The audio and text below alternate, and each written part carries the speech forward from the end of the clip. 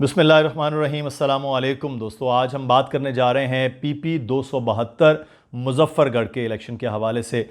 बड़ा दिलचस्प ये हल्का है। अपने इब्तदा से जब ये जनरल इलेक्शन थे 2018 के, और उसके बाद फौरी बाद ज़िमनी इलेक्शन हुए, और दोबारा से यहाँ पर अब ज़िमनी इलेक्शन 2022 होने जा रहे हैं। तो आज हम इस इलेक्शन से मुताल्लिक़ आपको बताएंगे कि इस वक्त सिचुएशन क्या है, साथ ही साथ पाकिस्तान की खबर के इस खुसूसी जो सेगमेंट हमारा पाकिस्तान का इलेक्शन चल रहा है, इसमें यह भी आपको बताएंगे कि जो ज़िमनी इलेक्शन है उसमें दो ख़ानदान आपस में मुकाबला करते हुए जो नज़र आ रहे हैं, उसका फ़ायदा किस तरह पाकिस्तान तहरीक इंसाफ को पहुंच रहा है और किसकी पोजीशन मजबूत है। साथ ही साथ आपको ये भी बताएंगे कि मजमूई तौर पर वोटर्स की तादाद कितनी है, पोलिंग स्टेशंस कितने हैं, ये सब आज की वीडियो में आपको बताएंगे, इसलिए आखिर तक वीडियो देखिएगा। बड़ी दिलचस्प सूरत हाल है इस हल्के की। तो जनाब, आगाज़ करते हैं 2018 से। 2018 में आम इंतखाबात हुए। उस वक्त सैयद बासित बुखारी यहाँ से कामयाब हुए थे आज़ाद हैसियत में, और उनके मद्दे मुकाबिल वो थे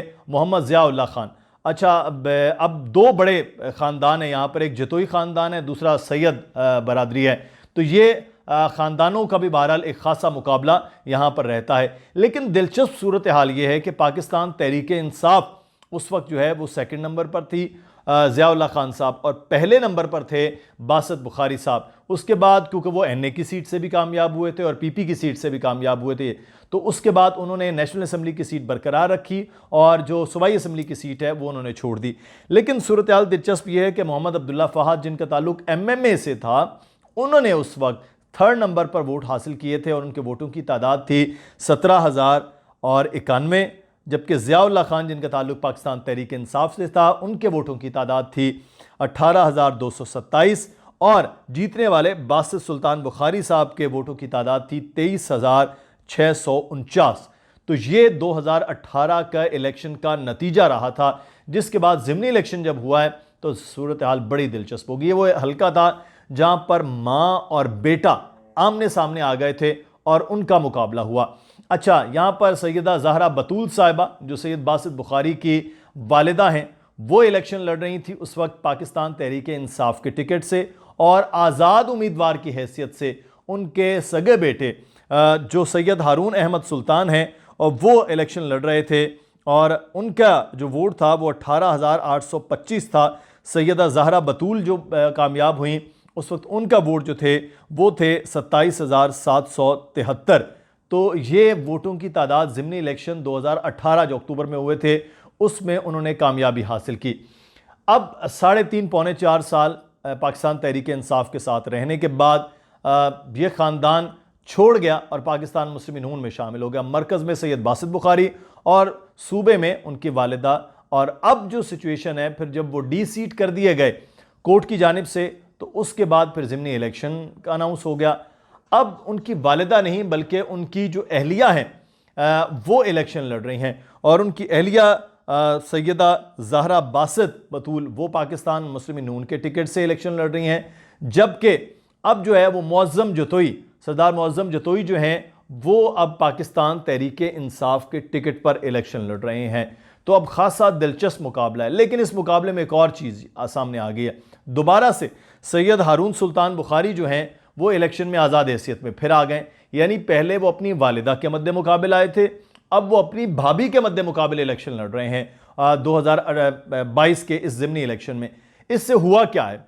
हुआ ये है कि इसमें अब सैयद बरादरी वो आपस में तकसीम हो गई है, अपने घर के अंदर तकसीम है, जिसकी वजह से पाकिस्तान तहरीक इंसाफ को फ़ायदा हो रहा है। पेट्रोल डीज़ल की कीमतें बढ़ी हैं। डीज़ल क्योंकि बहुत ज़्यादा इफेक्ट किसानों के हलकों में कर रहा है, उससे भी एक बेहतर पाकिस्तान तहरीक इंसाफ को माहौल मिल रहा है। दूसरा, सैयद बासित बुखारी हल्के में कैंपेन ही नहीं कर पा रहे हैं, जिसकी वजह लोगों का रद्द-ए-अमल, नौजवानों का रद्द-ए-अमल है कि ये जनाब लोटा हो गए हैं बासित बुखारी साहब, इन्होंने पार्टी चेंज कर लिया है, और अब जो है उनके खिलाफ भरपूर रद्द-ए-अमल वो दे रहे हैं, जिसकी वजह से उनकी कैंपेन भरपूर नहीं हो रही, जिसका फ़ायदा पाकिस्तान तहरीक इंसाफ को हो रहा है। एक महंगाई वजह है, इमरान खान का ग्राफ बेहतर हो रहा है, सैयद बरादरी खुद आपस में तकसीम है क्योंकि इलेक्शन वो भी लड़ रहे हैं, तो इसके फ़वाइद मिल रहे हैं। लेकिन जहाँ तक सपोर्ट की बात है, यहाँ MMA का और पाकिस्तान पीपल्स पार्टी का वोट बैंक अच्छा खासा है। वो वोट बैंक ये कहा जा रहा है कि वो पाकिस्तान मुस्लिम नून के पलड़े में जा सकता है। तो मुकाबला यहाँ पर खासा दिलचस्प और खासा पेचीदा नज़र आ रहा है। अच्छा, इसमें अभी तक जो है मैं मजमूई तौर पर वोटर्स की तादाद भी बता दूं कि यहाँ पर 2,03,567 वोटर्स हैं, जिनमें मर्द वोटर्स की तादाद है 1,11,459 और ख़वातीन वोटर्स हैं 92,108। और मजमूई तौर पर जो पोलिंग स्टेशन है, कुछ ख़वातीन के, कुछ मर्दों के, कुछ कंबाइन, वो 134 पोलिंग स्टेशन है मजमूई तौर पर।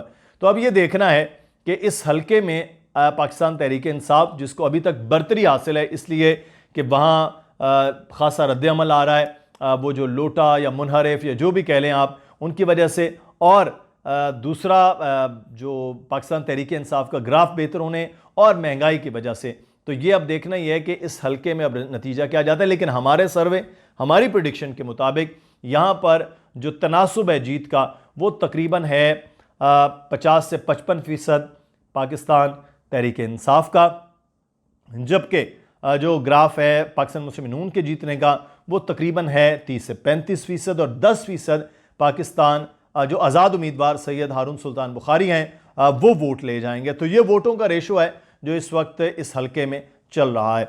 अगले एक नए हलके के साथ ज़िमनी इलेक्शन को जारी व सारी है, हम आपको बताते रहेंगे।